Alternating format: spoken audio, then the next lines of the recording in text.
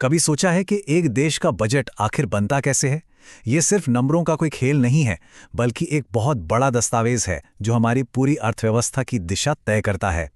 तो चलिए, आज इस मुश्किल से दिखने वाले दस्तावेज को एकदम आसान भाषा में समझते हैं और जानते हैं कि भारत का एनुअल फाइनेंशियल स्टेटमेंट आखिर है क्या। इसे समझने के लिए चलिए एक बहुत ही आसान सवाल से शुरू करते हैं कि सरकार के बटुए में आखिर है क्या। मतलब पैसा आता कहाँ से है और फिर खर्च कहाँ होता है। यही वो सवाल है जो हमें सीधे देश के बजट के दिल में ले जाता है। देखिए, जैसे कोई कंपनी अपनी साल भर की रिपोर्ट पेश करती है ना, ठीक वैसे ही सरकार भी अपनी पूरी फाइनेंशियल प्लानिंग पेश करती है। और हाँ, इसका एक ऑफिशियल नाम भी है।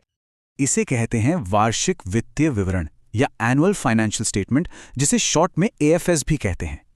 एकदम सीधे सीधे शब्दों में कहें तो ये आने वाले साल के लिए सरकार की कमाई और खर्च का पूरा कच्चा चिट्ठा है। यह हमें बताता है कि सरकार को कहां कहां से कितना पैसा मिलने का अनुमान है और वो उसे कहां कहां खर्च करने वाली है। और हाँ, ये कोई सिर्फ एक परंपरा या फॉर्मेलिटी नहीं है, बल्कि ये हमारे संविधान की एक ज़रूरत है। भारत के संविधान का अनुच्छेद 112 कहता है कि हर साल सरकार के लिए ज़रूरी है कि वो संसद के सामने ये पूरा हिसाब किताब पेश करें। अब इस बजट को ठीक से समझने के लिए हमें इसे दो बड़े हिस्सों में बांटना होगा। सरकार का हर लेन देन इन्हीं दो कैटेगरीज में से किसी एक में आता है और दोनों में जमीन आसमान का फर्क है। ये अंतर एकदम साफ है। देखिए, एक तरफ है रेवेन्यू अकाउंट, जो सरकार के रोजमर्रा के खर्चों और आमदनी का हिसाब रखता है, जैसे टैक्स से जो पैसा आया या सरकारी कर्मचारियों को जो सैलरी दी गई। दूसरी तरफ है कैपिटल अकाउंट, जो भविष्य के लिए होता है। इससे देश के लिए कोई एसेट बनता है, जैसे नई सड़कें या स्कूल बनाना, या फिर सरकार अपना कोई पुराना कर्ज चुकाती है। तो सवाल यह है कि सारा पैसा रखा कहाँ जाता है। ऐसा समझिए कि सरकार के पास तीन अलग अलग तिजोरियां हैं और हर तिजोरी का अपना एक खास काम है। ये तीन तिजोरियां हैं: भारत की संचित निधि, भारत की आकस्मिकता निधि और लोक लेखा। चलिए एक एक करके इन तीनों को समझते हैं। सबसे पहले और सबसे जरूरी है संचित निधि, यानी कंसोलिडेटेड फंड। इसे आप सरकार का मेन बैंक अकाउंट समझ सकते हैं। टैक्स से आने वाला सारा पैसा, सरकार जो भी कर्ज लेती है, सब कुछ इसी में जमा होता है। और सरकार का हर एक पैसा, चाहे वो किसी योजना पे खर्च हो या सैलरी पर, इसी फंड से निकलता है। और सबसे जरूरी बात, इस तिजोरी से पैसा निकालने के लिए संसद की मंजूरी लेना ही पड़ता है। दूसरी तिजोरी है आकस्मिकता निधि, यानी कंटिंजेंसी फंड। जैसा नाम से ही पता चल रहा है, ये देश का इमरजेंसी फंड है। मान लीजिए कहीं बाढ़ आ गए या कोई और अचानक से आपदा आ गई, तो फौरन खर्च के लिए पैसा यहाँ से निकाला जाता है। ये फंड सीधे राष्ट्रपति के पास होता है, ताकि इमरजेंसी में बिना देरी के एक्शन लिया जा सके। और तीसरी तिजोरी है लोक लेखा, यानी पब्लिक अकाउंट। अब ध्यान से समझिए, ये पैसा असल में सरकार का है ही नहीं, ये हम लोगों का पैसा है, जैसे हमारा प्रोविडेंट फंड या छोटी बचत योजनाओं का पैसा।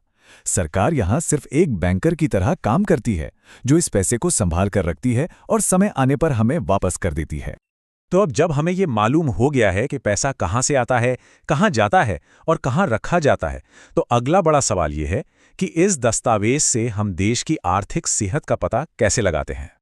इसका एक बहुत बड़ा पैमाना है राजकोषीय घाटा, जिसे फिस्कल डेफिसिट भी कहते हैं।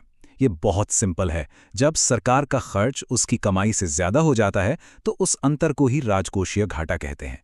मतलब ये वो रकम है जो सरकार को अपने खर्चे पूरे करने के लिए उधार लेनी पड़ती है। सरकारें अक्सर इस घाटे को देश की जीडीपी के प्रतिशत के तौर पर एक लक्ष्य बनाकर चलती हैं, जैसे कि 3.5%। ये सिर्फ एक नंबर नहीं है, बल्कि ये देश के फाइनेंशियल डिसिप्लिन का एक बहुत बड़ा इंडिकेटर है। अगर ये घाटा बहुत ज्यादा हो जाए, तो इसका मतलब है ज्यादा कर्ज, और ज्यादा कर्ज का मतलब है भविष्य में ज्यादा ब्याज और महंगाई बढ़ने का खतरा। तो आखिर में सवाल ये उठता है कि इन सब टेक्निकल बातों का हमारी आपकी जिंदगी से क्या लेना देना है। ये दस्तावेज सिर्फ एक्सपर्ट्स के लिए ही क्यों जरूरी नहीं है? क्योंकि ये दस्तावेज ही तो सब कुछ तय करता है। हमारे शहर में जो नई सड़क बन रही है, बच्चों के लिए स्कूल और अस्पताल, देश की सुरक्षा पर होने वाला खर्च और गरीबों के लिए सामाजिक योजनाएं, इन सब चीजों के लिए पैसा इसी एनुअल फाइनेंशियल स्टेटमेंट से आता है। ये सिर्फ आंकड़े नहीं हैं, ये हमारे आने वाले कल का एक रोड मैप है। और आखिर में एक सवाल जिसके बारे में सोचना चाहिए, जो अर्थव्यवस्थाएं तेजी से बढ़ रही हैं, क्या उनके लिए बजट में घाटा होना हमेशा ही एक बुरी चीज है?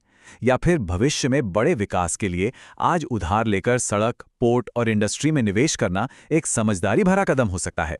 इस पर सोचिएगा जरूर।